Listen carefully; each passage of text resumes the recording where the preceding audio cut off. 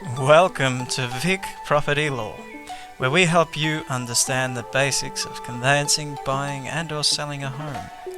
This episode focuses on just a few basic aspects of the conveyancing process. You'll find more specific videos throughout our channel.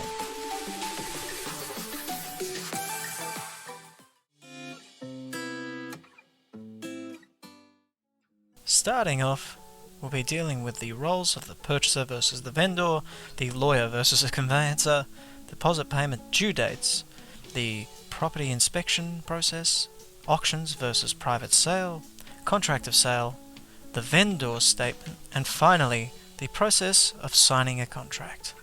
Well, let's begin. The purchaser, the vendor, and the real estate agent. The purchaser buys the house. The vendor or the seller is selling their home. The agent is hired by the vendor to sell the house and get the best price possible. They work for the vendor and help the purchaser find the right home based on their conversations with the agent. Now, moving on to a much more controversial. The lawyer versus the conveyancer. The age-old question. Starting off, of course, the conveyancer is cheaper generally. They'll get the job done and usually quite well. But they can only deal specifically with conveyancing and nothing else. If any other issue arises, you need to refer to a lawyer. Now, a lawyer can deal with your conveyancing, they can deal with property law issues in general, drafting wills, and also family law issues and generally any legal aspects. At Vic Property Law, we always recommend a lawyer, because it's better to be safe if any problems arise, and generally they do in the conveyancing world. The deposit payment. Now, the purchaser agrees with the agent to pay the deposit on a specific date. It's normal to pay the deposit when you sign a contract. You pay the deposit into the real estate agency trust account. Always confirm those account details verbally or in person over the telephone potentially, but don't trust emails with account details. They're usually scams.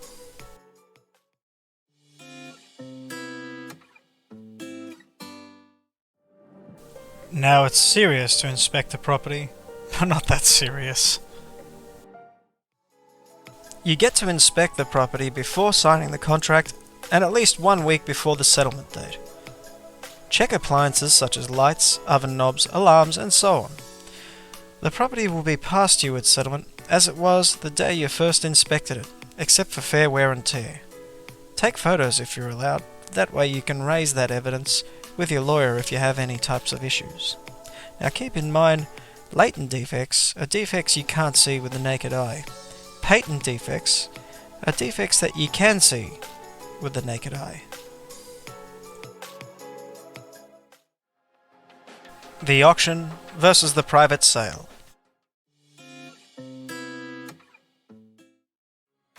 Firstly, you head to the auction and you try and get the best price possible while competing with other bidders.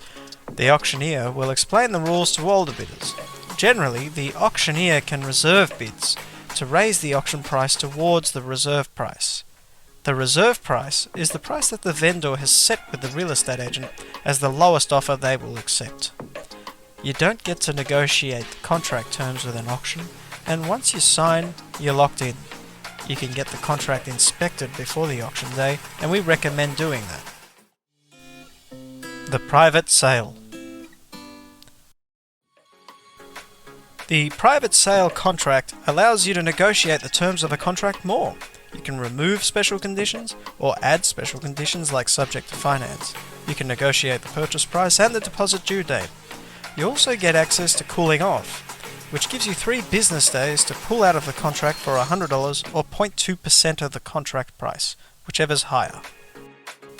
Now, like a story, there are always 2 parts to a contract, the contract itself and then the vendor statement or section 32.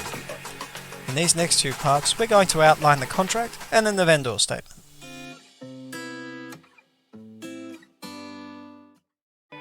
The contract forms the agreements between the purchaser and the vendor.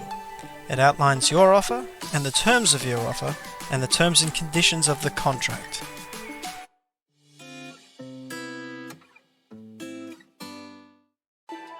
The vendor statement, or Section 32, are all the disclosures the vendor makes to any potential purchaser.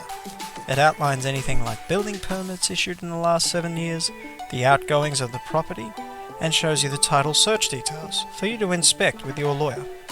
In later videos, we will unpack this in much more detail.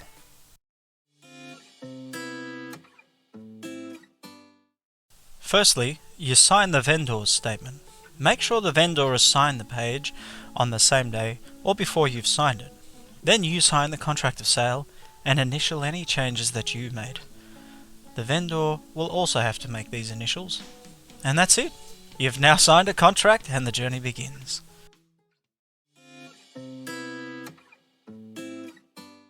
You might feel a little overwhelmed right now, and that's okay. Or maybe you feel like a bit of a master. Either way, be sure to check out our next videos, where we go into more detail about the first part of a standard contract. Please like, share and subscribe to our channel so you can get all the latest videos and information on property and conveyancing in Victoria. We'll see you next time.